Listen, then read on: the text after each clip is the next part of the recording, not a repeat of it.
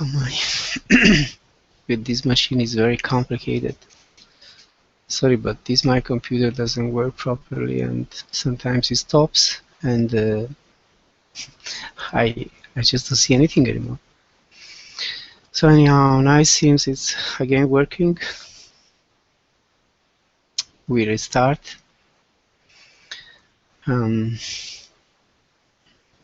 I don't know who's been following the first part of what I said before, but I try to go over it again. Hope now everything is fine, that you hear me, that you see me clearly. So please, despite of the problems, let's try to be, from now on, concentrated. Let's try to be attentive. Let's try to just keep going. So I'm going to sing this bhajan by Bulleh, Shah, and then I will comment on it according to the meaning which mostly stands out from this bhajan, which is mainly, you know, this longing for God and the Guru, this praying, asking, requesting the Supreme Sadguru to please show yourself to me again. It's such a bad condition because somehow I feel you distant, I feel you far from me. I'm not getting the blessing, the grace that I used to get before. This is the theme of this bhajan. This is the topic, motive. So I sing it, and then we will see what the deep meaning of it is. Rabba lakh lakh shukr manawa, jekari mera yaar mil jaye. Rabba lakh lakh shukr manawa, jekari mera yaar mil jaye. मैं किधर मेरा माही किधर सोना मिलदा नज़र ना दे दिल दी cook सुने होशाला किते एक बारी आ जावे मैं किधर मेरा माही किधर सोना मिलदा नज़र नावे दिल दी कुक सुने होशाला किते एक बारी आ जावे ओदा बन के मैं फिर पर चावा जेकर मेरा यार मिल जाए रब लख लख शुक्र मनावा जेकर मेरा यार मिल जाए कि मेरा नल कर गयो हाथ वे मेरा मगर विचोरिया तुलात वे जावे मेरी जन तू दादा रुगलिया दस का विचोरिया में तेरे की गवाया मेरे मगरो विचोरिया तुलात वे ओदे रावा विच अंकियां विच via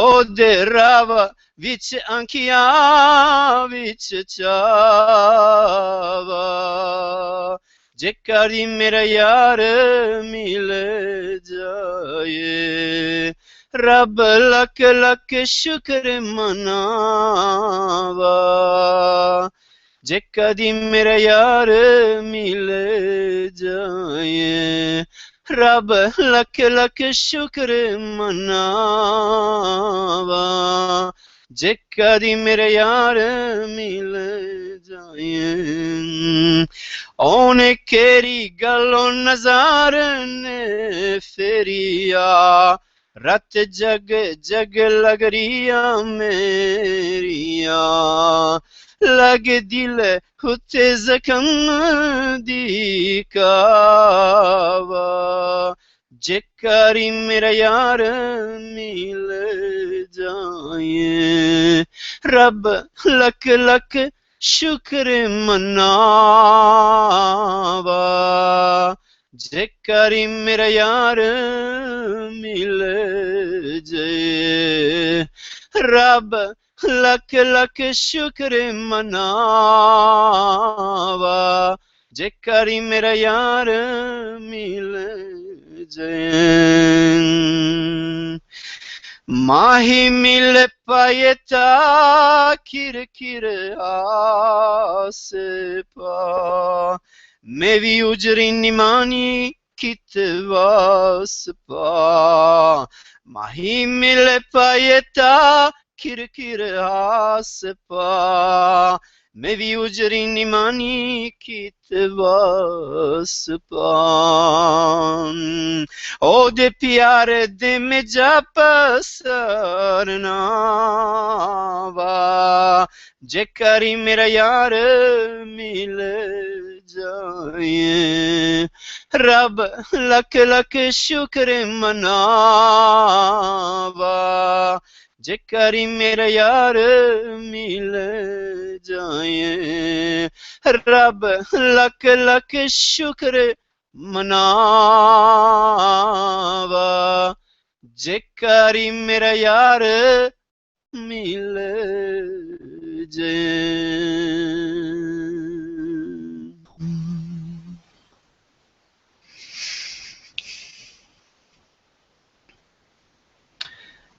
Oh Lord, I thank you a million times. If I will again meet the beloved, I am somewhere and my beloved is somewhere else. It seems like I'm not going to meet the wonderful beloved. If you will listen to the cry of my heart and will come at least once, I will follow him like his shadow.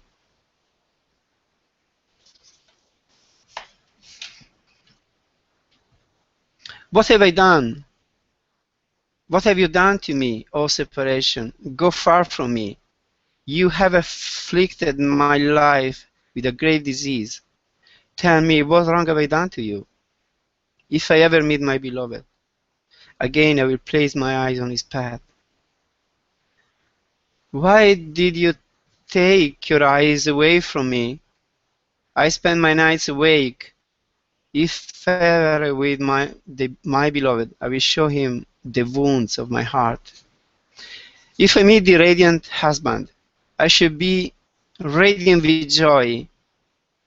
I, the homeless one, will settle down somewhere. If I ever meet again my beloved, I will meditate on the address of his love.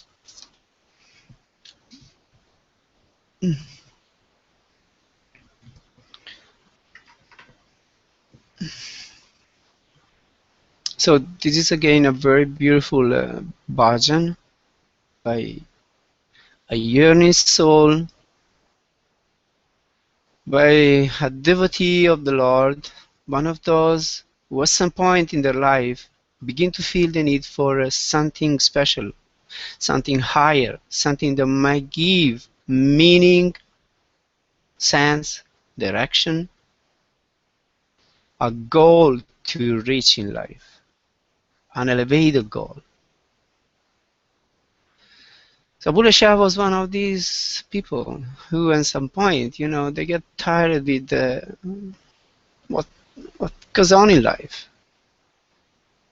You know, in life, so many events take place. We are born in a family.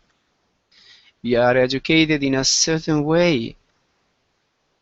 And, you know, our mind is full with all the impressions that we get from all the people with whom we interact in life. From home, we get to acquire some kind of knowledge.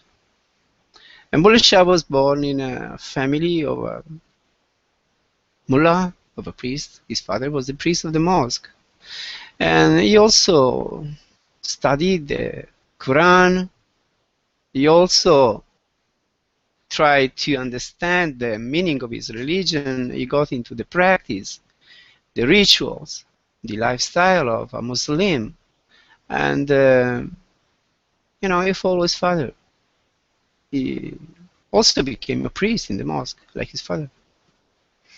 But he was not content with that, because after all, if you don't go deep into the mystic side of the religion, just the ritual, the daily ritual that they do, at some point becomes kind of empty, kind of repetitive, something that doesn't give you life anymore.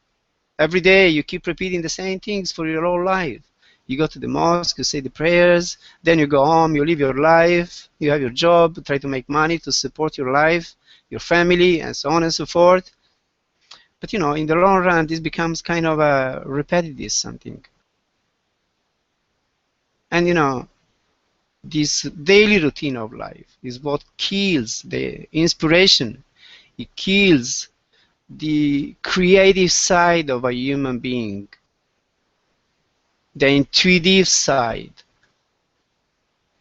It doesn't take us very far unless we at some point develop an intense longing for merging into this supreme consciousness.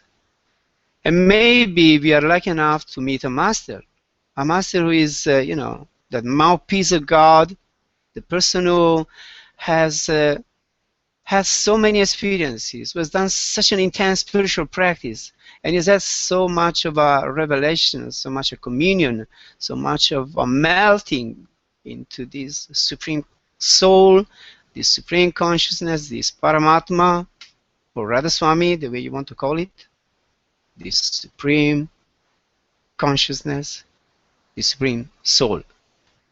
So any individual soul, Atma, has to want to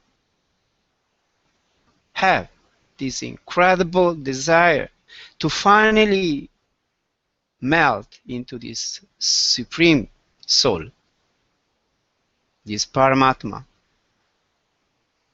So once we develop this longing, then life guides us.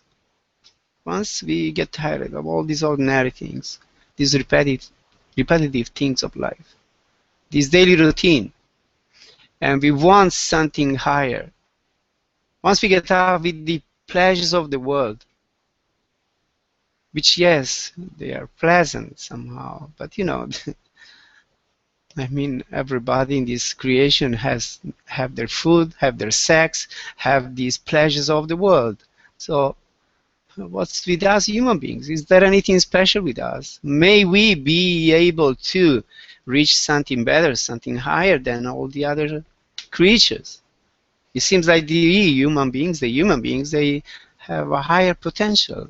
They seem to be, as scriptures and masses say, the most advanced manifestations in this creation, the most advanced creatures, those who have this potential of making this journey from the human to the divine. So this is only for the human beings. All the other things, all the other pleasures of the senses, most of the other creatures can enjoy. But they don't have this potential of realizing this supreme consciousness, this supreme realization, going back to the source of life, to the divinity. Only human beings have this potential. So, if at some point we realize this, that we have this potential, because maybe we get the grace of God, we get an experience, something that awakes us, something that creates in us a yearning for something more. We are shown a direction, a possibility. Look, you human, you're just not here to drink, eat, enjoy some few things and then die. No, you have an incredible potential. The supreme divinity is coded into you. It's manifested into you. But you have to, dig it out. Is there potential in you, but you're not aware of it? It's like somebody giving in the house such a treasure, hidden somewhere, and he doesn't know anything of it, and it goes begging around. So human beings are like this. We have this supreme divinity within us, but we just live like paupers, like miserable beings, just for eating and drinking and enjoying a few pleasures. So anyhow, Bulleh Shah at some point, I think he had this kind of awakening. He got fed up with this routine life of being a priest, preaching things which he was not able to live himself, because that's what happens with most of the priests. They keep teaching these very high teachings from the Gospels, from the Bible, from the Bhagavad Gita, from the, Puranas, from the Vedas, from this and that scripture, according to the religion, but most of them are totally unable to live up to those teachings that they preach in the place of worship in which they are the ministers. So Bulleh Shah maybe was a person like this, and at some point he began having this longing of knowing more. It is said that we are divine beings. We have this divine potential. How do we realize it? How do I realize it? So he began looking for a master. And I was told there is a certain man, Shah he was called, and seems to be a man of God realization. It seems that he has had very high experiences because he has done a very intense practice. So why don't you go to him? Shah was also a Muslim. He was a Sufi. He was not just an ordinary Muslim like those religious people. No, he was a mystic. He was a master. He was somebody who did not just believe in God. He had realized God. He had seen God. That's a huge difference between people who just believe in God just because they've been told that there is a God, to whom we have to be a devotee, to whom we have to be kind of scared, afraid of him because, he's going to punish us if we don't behave properly. So, anyhow, he was not this kind of man. He was a man who had realized God. He had seen God. And he has seen that this Supreme God is just an ocean of love, nothing else. He is just an ocean of light. He is an ocean of truth, an ocean of life. So these masters who have this kind of realization, they become kind of friends of God. They don't fear God anymore. No, God becomes their friend. This Supreme Being becomes kind of their servant. Would you believe it? Kabir Sahib used to say, God is so much in love with me that he keeps running after me because I become so pure. I've given him so much love that now he's in love with me and he keeps running after me. And Sant Ajaib Singh also used to say that we can become so pure that God becomes kind of, at our service. He's there ready to help us in everything in our life, and especially when we do God's work and when we transmit his blessing, his grace, when we act as a channel for his grace to be delivered to the human beings. Then he is really at our beck and call. He's really on our head. He's inside of us, and he does the work. We don't do anything. He does everything. So anyway, Bulleh Shah went to Shah and he wanted to know this man and see if he could get something from him, if he could get help in his spiritual practice, if he could come to understand his religion in a better way, in a more deep, real way.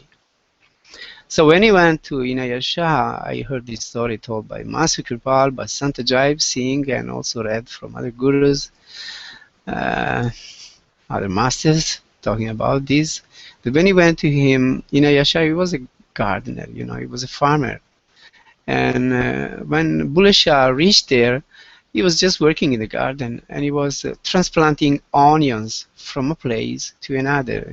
Usually farmers, first they put the seeds in a place, then the plant grows, and then you have to uproot the plant and plant it somewhere else in order to give space so that it might grow and fully develop.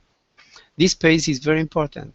The appropriate place, the appropriate space, the appropriate situation for any growth, for plants, for human beings, for those who want to realize God. So the right place for somebody who wants to realize God is, at the feet of a master. Anyhow, Bulleh Shah was there. He was watching Inayat Shah doing this transplanting of these onions from one place to another. So he told him, Master, how may we realize God? How do we realize God? What do we have to do to realize God? And Bulleh Shah, masters, they take example from what they are doing, from life, what surround us. So he told them, nothing difficult in realizing God. You just have to uproot your attention from one place and put it in another place. Just as I'm doing with these onions, I am, uprooting them from here because they are too much together. There is no space for them to develop and grow. So I put them in another place where they have space, and they have the better condition for their growth, a better condition. So that's the same thing. If you want to realize God, we have to uproot our attention from the world, from this world of mind and senses and body, and uproot it towards God. Uproot it in the middle of our forehead and dig inside there. Open the door, the inner door, so the light may manifest. We merge into the light. And then this light, like a river, will take us to the ocean. Where does a river go? We all know where a river goes. A river goes to the ocean. No way. When the rain comes down on the earth, it begins gathering itself in lower places and flowing down. That's the nature of the thing. Because where is the origin of the water? It's the ocean, which is the most low level. So when the rain comes down and it falls on the hills, on the mountains, it naturally runs down because of the force of gravity, but also because it wants to go towards its origin. It's a natural something. So it flows down and begins digging, rivulets, canals, and streams, and eventually rivers. Once the river is formed, then we are sure this is going to end up into the ocean, because all the rivers end up into the ocean. And it is the same with us. If we are able to step out of this body and just dive deep into this river of light, which we find when we get out of this body, then where will this river take us? Naturally to the ocean of light, which is the supreme divinity, the supreme being, the supreme consciousness of Paramatma, supreme soul. Radha Swami, Anji. So, anyway, that's what Inayat Shah told to Bulleh Shah. That's what you have to do. Just uproot your attention from the world and direct it towards God. And to do this, you have to sit down in meditation, withdraw your attention from the body, from the outer environment, focus it at the eye, focus at the third eye, at the so-called Ajna chakra, or as they say in Ayurveda, this Stapana Marma. That's how it's called in Ayurveda. So this is in the middle of our forehead. It is the place from where the soul leaves the body at the time of death. Master Kripalu used to repeat it again and again. When a person leaves the body, his eyes are upturned, because the soul leaves the body not from the feet, not from the lower chakras. No, it leaves the body from this third eye, single eye, Shiv Netra, from this Ajna chakra, and then it goes to this top of the head, and then it goes up. Like Maulana Rumi in that song which I commented. He says, when the soul saw that the chain of thoughts was broken, immediately it took the flight. And it has gone out from the head, he says. We go out from the body, from the head, from the third eye, from the Sahasrara chakra, from the crown chakra. It is from there that the soul gets out of the body. Anybody who has been doing meditation intensely and has had a spiritual experience of withdrawing from the body will know this, because that's the way it happens to everybody. About this is the same for everybody. Yeah. Any method that we practice, eventually we get out of the body from the head. Any spiritual practice that we do, concentrating in any center of the body, any of these 7 chakras, eventually we get out of the body from our head, because that's the place. So anyhow, what is Bulleh Shah telling us in this beautiful bhajan of his? He says, "Oh Lord, I thank you a million times. I will again meet, if again we meet the beloved. I am somewhere and the beloved is somewhere else. It seems like I'm not going to meet the wonderful beloved." So, of course, this was a time in which Bulleh Shah was not getting the grace. You might think, how come? He was a master, he became a master, how comes that he wasn't getting the grace at some point? Well, what do you think? I mean, masters also go through this hide-and-seek play with God. Any meditator that does an intense spiritual practice will have to go through this, hide and seek. Sometimes this inner door opens and we step into this light, into this beauty, into this intoxication. And when we have these experiences, then we really feel that we have put the hand on the right thing, on the most valuable thing in life. When we have a mystical experience of any degree of union with the light, of merging into the light, this will give us such an incredible pleasure, inner pleasure, will give us such an upliftment. It will make us feel us so much above the world and the world's problems and trials, sufferings, and so forth. So we understand that, my God, this is really the only valuable thing in life.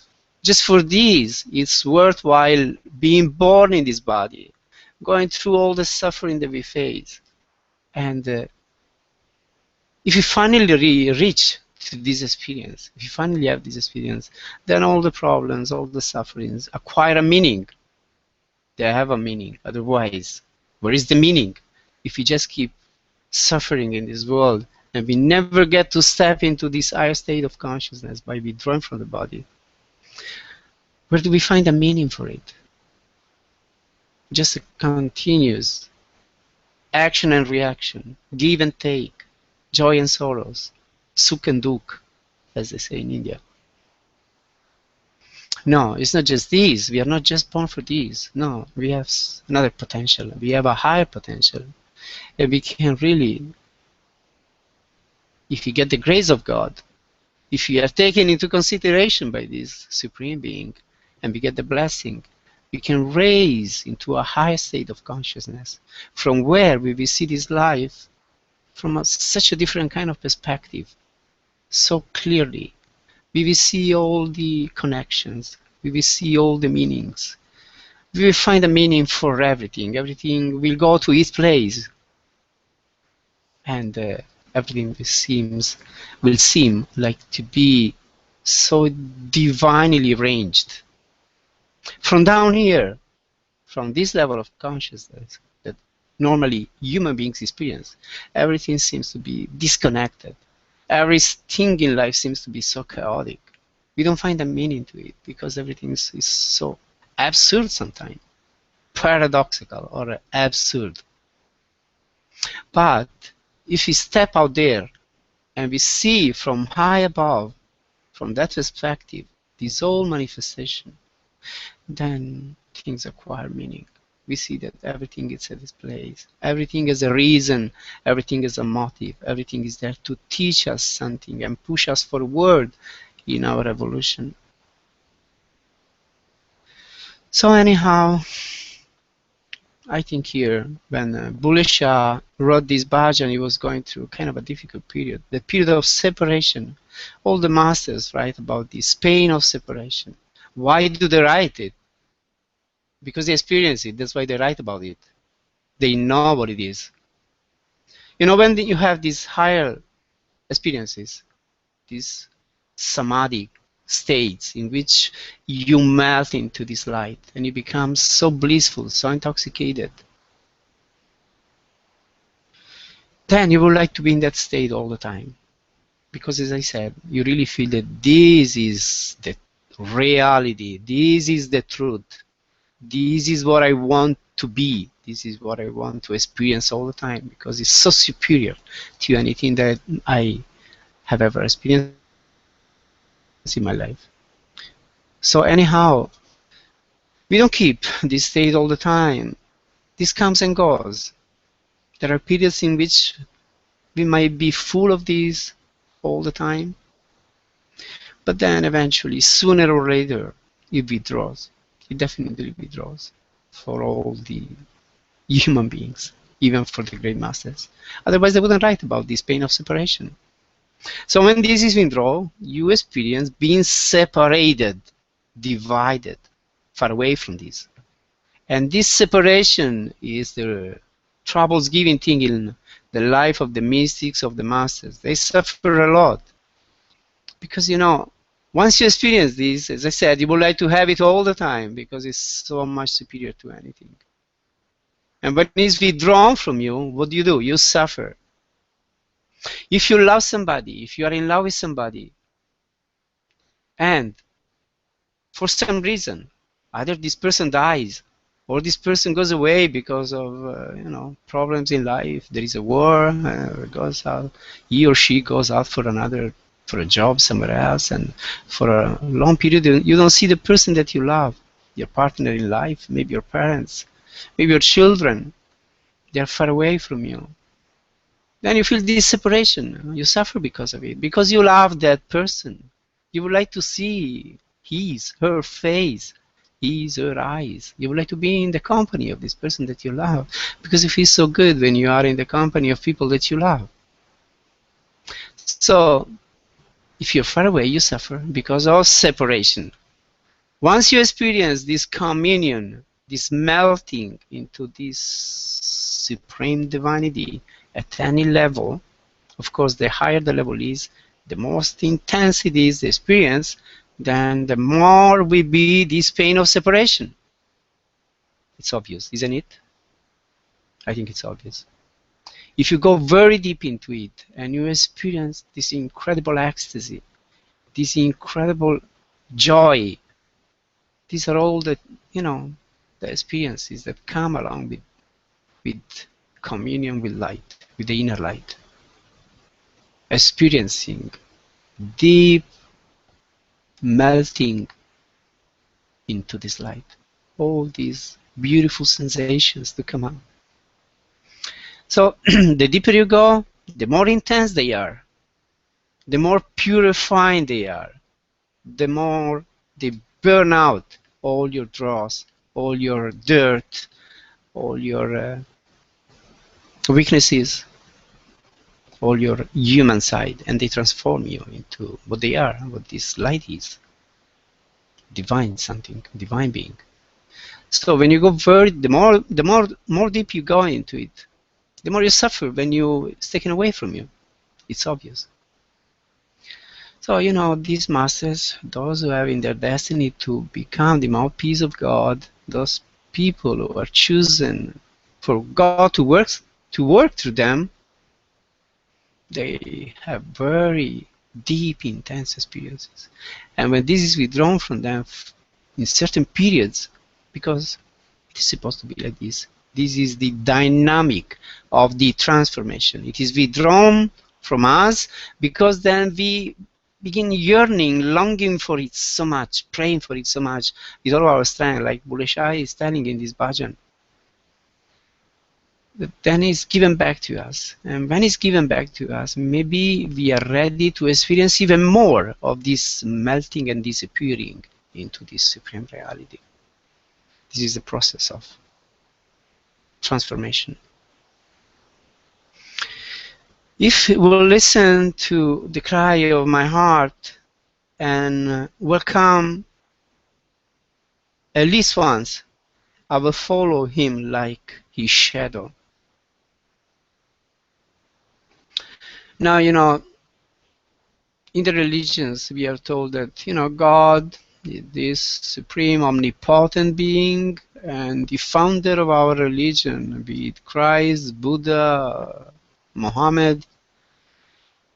These are the representatives of God. These are, you can say, is the Son of God, is God manifested, is the Avatar, is the Sadguru, is the Messiah, whatever you want to call it. Anyway, you are saying that this person represents the Supreme Being, or he is the Supreme Being. So we worship this founder of our religion. But those disciples of the masters, those who have met these great masters who are in this period in which we live the manifestation of God, they don't care much about the founder of their religion. They don't care much about the saints of the tradition, those of the past. No, because they feel God being manifested in the body of their master. They see that for me, God is not manifesting when I go into the church, into the mosque, or into the temple. Yes, there is maybe some peace there. I find some rest, some nice pleasant atmosphere, but this is not manifestation of God. But when I get close to my master, I look into his eyes, I listen to his satsang, and I just fully focus on him, then such a radiance comes through his eyes, such a light comes through his eyes, that I feel so intoxicated. Then I really begin to feel God's presence. So it is there, when I am in the presence of my living Sadguru, that I experience a link with this Supreme Being. So whom will I adore? Whom will I worship? Whom will I revere or love? I love my master. He is everything for me. I experience God's presence in his presence. So to me, it's God manifested. I don't care about the past, the future. This is my life. This is the experience of my life. This is how God manifests to me. And this is the way I welcome him. And this is the way I worship him. It seems to be common sense, isn't it? I think it is. So what have you done to me, O separation? Go far from me. You have afflicted my life with a grave disease. Tell me, what wrong have I done to you? What wrong have I done to you? If I ever meet my beloved, again I will place my eyes on his path. So here Bulleh Shah is kind of getting angry with this separation thing, with this phenomenon. What do you want from me? Just get away from me. Leave me at peace. It's kind of a torment, because you deeply yearn for something which you don't get to have. You have had it, but now no, because it's withdrawn from you. Now the time is when you have to show that it doesn't matter. If you leave me in this state for a week, for a month, for a year, whatever it is, I won't give up. I see other people giving up the path because maybe the grace has been withdrawn from them. Whatever small or great uplift they got when they came on the path in the very beginning, all of this is faded away somehow. They don't feel this connection anymore, so they leave the path. I've seen so many people doing this. They come to the path in the beginning, they come with a longing because, when we go looking for a master, we want to experience something higher, something better. And The grace comes to us in several degrees according to our potential, according to how much we can take it. But everybody that meets his master, meets his path, and takes up the path and the master, takes initiation, she has some kind of upliftment as a period in which very enthusiastic for the new experience, for the new direction in life, and wants to realize something. I've seen so many coming to the path in these 42 years and being in the beginning so enthusiastic, but then, because they are so weak, because they cannot persevere in anything, because that's their habit, use things and then throw them away. Then after some time, they see that it's not happening right then and there. It's not happening the next day, and not even the next week. This realizing God. It seems that one has to really keep going. One has to persevere, and no matter what it is, just keep doing your practice. But most of the people, they don't have this strength. They don't have this capacity. So what they do, when they see that a year has passed and I haven't realized God, then you know what? I go back to my old life. I go back to the pleasure of the senses like everybody. I go back to eating meat. If I become a vegetarian, I forget about it. Who cares? I go back to eat meat because maybe meat, has such an intense flavor, such an intense taste, and more than these vegetables. And I go back to my, life of the senses, sexual life, and so forth, making money, and I dive deep into it, and I try to live like everybody. So sooner or later, most of these seekers after truth, they come to a master, they come to a path. What they do, they just do this. When they see that it's not happening the next month, the next year, or then in the next few years, those who are more persistent, then they give up. But a real lover of God, somebody who has experienced something very deep, something very real, something so much superior to anything he experienced or she experienced before, he won't give up. No, no, no. There was such a great something I will never forget, and I will never give up. So anything that stands on my way, doesn't matter. All the suffering, all the battle that I have to have in my, with my ego, with my lower self, with my personality, with my habits, with my understanding of life, with my limitations, I will face them. And I'm going to transform myself. I'm going to become a better human being. I'm not going to be the same as the others. I'm not going to go back to the one I was before. Never. No, no, there was such a inferior kind of life. It was such a messy life. No sense, no direction. No, this is what I want. And it doesn't matter if I have to suffer. It doesn't matter if I have to keep persevering without getting the grace. I will continue. Eventually, the grace will come back again. So it does come back if you keep persevering, insisting, and doing our practice. Eventually, the inner door opens again, and we are again blessed, even much more than we were before.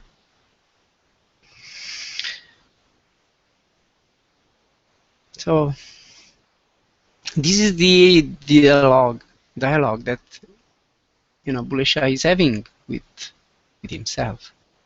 I'm sure in him there was also this kind of battle. Just leave me alone. I want to keep going. He says, "What wrong have I done to you? If I ever meet my beloved again, I will place my eyes on his path." The path that the Master shows to us, that's the direction that we have to follow. So we have to keep placing our eyes. We have to keep sticking to the path and follow it, no matter what. Then we really show that we are not joking. We are not just missing time here. We are serious. We just want to do something with our life. We really want this supreme realization. Why did you take your eyes away from me? I spend my nights awake. If I ever meet the beloved, I will show him the wounds of my heart. That's how one feels when this grace is withdrawn. The eyes of God or the eyes of the Sadguru, they are taken away from us. He is not looking at us anymore with his merciful eyes. And we feel despair, we feel desperation. We feel that we are left alone with our weaknesses. That's hard to go on without that, perception of the presence. It's such a wonderful thing that when we perceive in the events of our life, inside of us, outside of us, what happens within, what happens outside, we perceive that there is this hand of God, these eyes of God all the time directing our life. I hear it from Satsangis telling these things. I feel your grace all the time on me. I feel your grace, your eyes, your hand directing my life. Anything that happens in my life, I feel that is moved by your grace. Satsangis tell me these things. So when we have this perception, this awareness of God working into our life, moving events, making things happen, then we feel so safe because we feel to be in his protective aura. We feel that he's taking care of us. But if this withdraws from us, then we are really despaired. We are really sad, maybe depressed. And then we have to keep praying, please get back to me, come back to me, please. Again, let me perceive you. Let me perceive the hand, your hand, this your divine hand, moving all the events of my life, directing my life. Let me perceive you present, alive in my life. This is a wonderful something. And when it's not there, we suffer. If I meet the radiant husband, I should be radiant with joy. I, the homeless one, will settle down somewhere. If I ever meet again my love, I will meditate on the address of his love. If I meet my radiant husband, I should be radiant with joy. Yeah, that's how it is. When we meet our radiant beloved, then his radiance comes into us, just penetrates us. So we also feel radiant. It's but natural, isn't it? When we are with dark people, people who have no light in their person, in their face, in their eyes. When we are with this kind of people, we feel bad because they don't inspire us in any way. They just push us down to some lower level of consciousness, to some low state of being. But when we meet the radiant husband, our Sadguru, and we spend time with him with the right attitude, because the attitude is very important. We may spend time with a person in the wrong attitude and nothing meaningful happens. We might spend time with a master with the wrong attitude, considering just an ordinary human being as we are. Then how may anything happen? How can anything happen? Nothing happens. When we are with the master, we have to understand that I am at the presence of the person through whom I perceive God. From this human pole, I get this perception. I get this grace, this blessing. So I honor this person. I love this person. And I give him all of my attention, all of my love, all of my consideration. And I'm really attentive when I am at his presence. I don't let my mind carry away my attention. No, I be sharply attentive, just very present, just very concentrated, like if I am in the presence of the Supreme Being. Because that's how it is for me.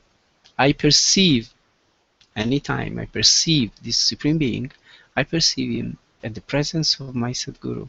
So when I met this, my radiant Sadguru, I give him all my love, all my attention, all my devotion, all my care, all my seva, all my service. I give my life to him. And then his radiance comes deep into me, and I also become radiant. I feel so good when I am in his presence, when I am with him, because all the radiance that is in him, because he has been pleasing God, so God is radiating through him, and this radiation of God goes deep into me, so I also feel radiant. I feel wonderful. So I'll be radiant with joy.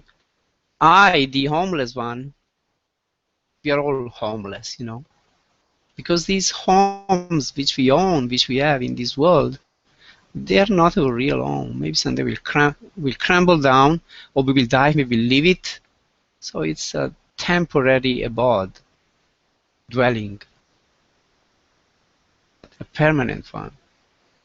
So we are all kind of homeless, because our real home is Sachkhand. It is the supreme truth. That's our home. So when we are far from that home, we are homeless. What are we? And in this world, we are all homeless. We might have castles, we might have big villas, big houses, but we are homeless because we don't have the real home. We don't have the home of truth. We don't have Sachkhand with us. So here Bulleh Shah is telling, I am a homeless one, but if I get this radiance, then I will settle down there. I will keep it there. I will keep it with me. It will be my dwelling. It will be my place. If I ever meet again my love, I will meditate on the address of his love. Yeah. If, after experiencing the separation, we again meet this radiance, we again meet this beauty, we again melt into this light, and we get this radiance, this vibration of God, this energy, this divine energy. Then, once we have this, we should never lose trace of it. We, like Bulleh Shah says, we have to keep meditating on the address of this love. We have to keep moving in that direction. So now you may say, well, you're saying such a beautiful things. What do they mean to you? Because anybody may say anything. Anybody may, talk about very elevated things, may talk about the real life that we should live in order to realize God. But how does our life go? What have we done in our life? Is our life coherent with what we are saying? This is very important. We are talking about, as I'm doing now, about realizing God, about living an ideal life so that this may happen. But how has your life been? We should always ask to anybody that talks about this. Talking is very easy. What's been your life? Because, we learn more from examples than through words, from words. Master Kripa used to say, an ounce of practice is much better than tons of theory. So have we done any practice? Have I done any practice? Well, I think so, yes. I'm talking about persistence. I've been persevering for 42 years on this path. I've gone through pain of separation, as Bulleh Shah describes it here, just more or less the same, of course in my own way. But I've gone through all of these. I know what it means. I've had these very high experiences of melting into the light, and experiences all this beauty, all this ecstasy, all these samadhi states in which You feel one with God. You feel that you're no more, and He is. I've had these experiences. And also experienced the separation from it. And also experienced not giving up. And my life shows it. I'm here on the path after 42 years. And I like the path. And the path to me it is the direction of my life, it is the purpose of my life, it is what gives me meaning and pleasure. I like to be on the path. I like to do the practice. I like to get up in the morning, sing the bhajans, meditate, this mystic atmosphere that comes when I do this. I like it terribly. I like retreats. I like to meditate with satsangis because when we meditate together, God is there. My sadgurus are there, and I feel so blissful. So I keep having these retreats. I keep getting up in the morning. Does it mean that I don't get up anymore? No, I do. I get up, sing my bhajans, sit in meditation, experience this beauty, this blissfulness, and I keep persevering. Yeah, I don't give up. I never give up, and I won't give up. So you do the same. You do like Bulleh Shah. Whenever you experience separation from God, don't give up. Just keep persevering. Keep doing it. It's worthwhile. It will come back to you in a much more intense way. And this way you move more and more on towards the goal of your life, which is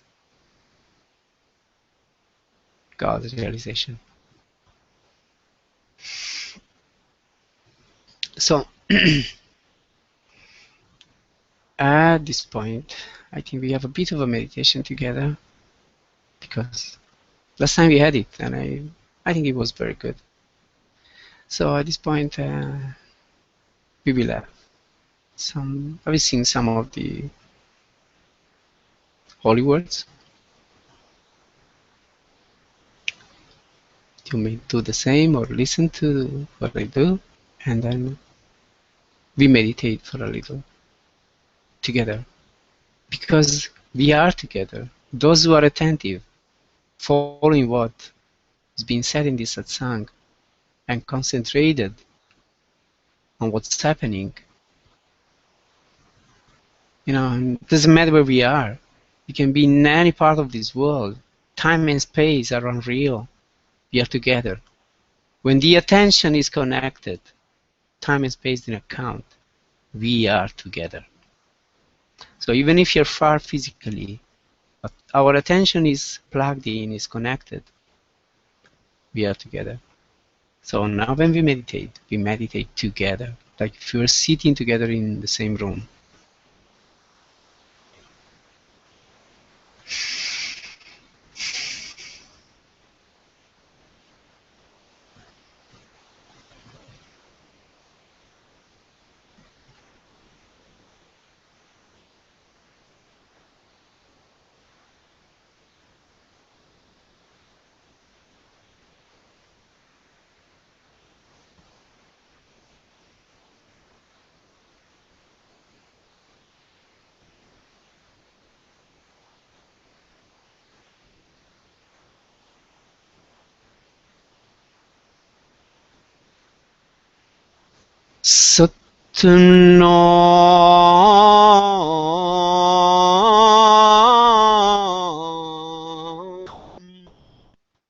Satnam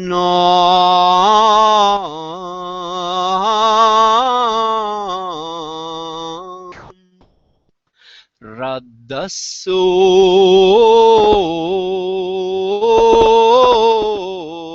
Ami Radhaso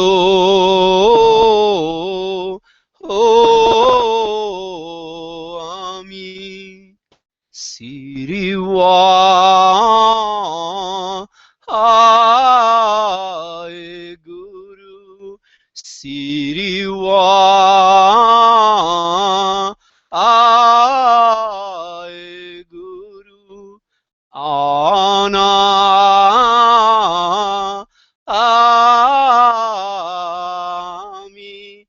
Ana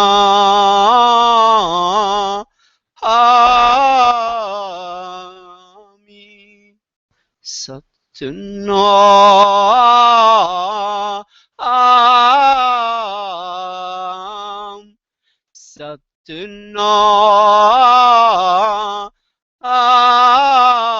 Satnam Raddaso Ho Ami Raddaso Ho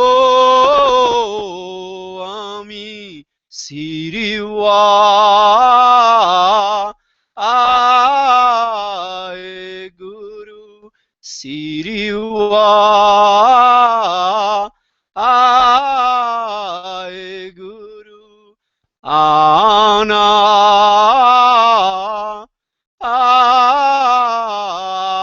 Ami Ana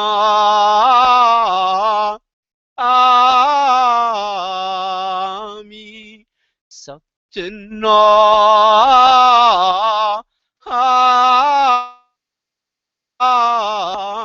Satna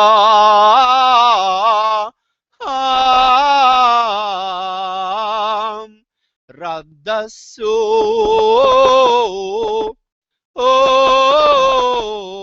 Ami Raddaso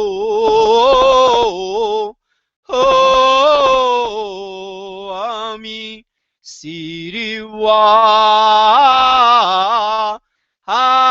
Ae Guru Siriwa Ae Guru Ana Ami. 。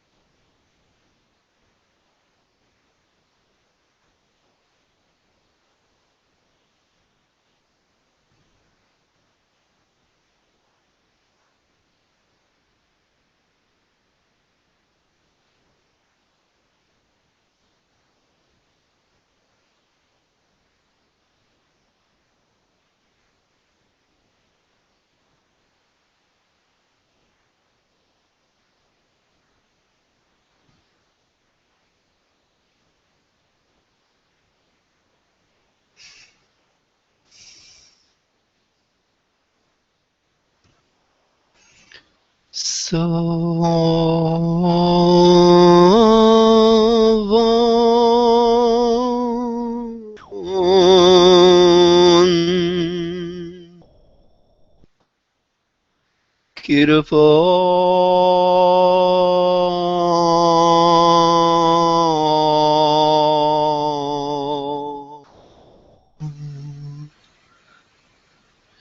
Ajay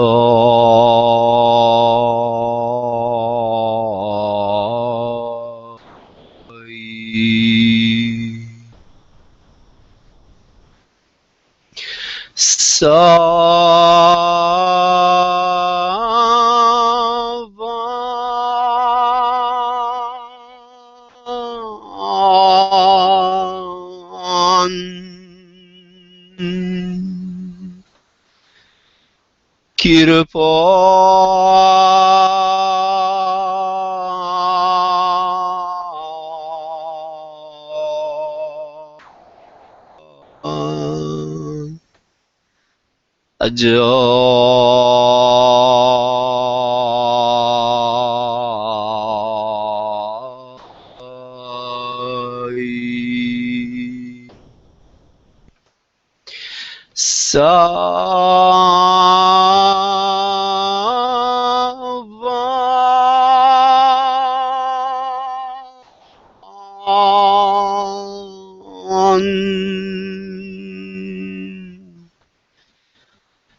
Kirpa Ajay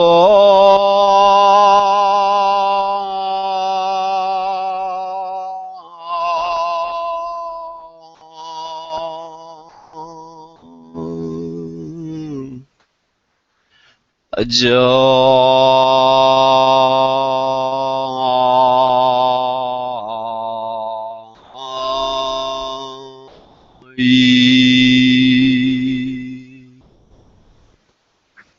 Swan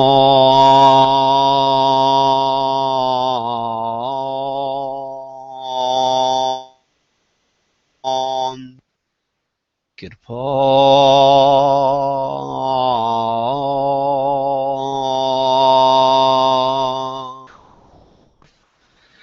Ajay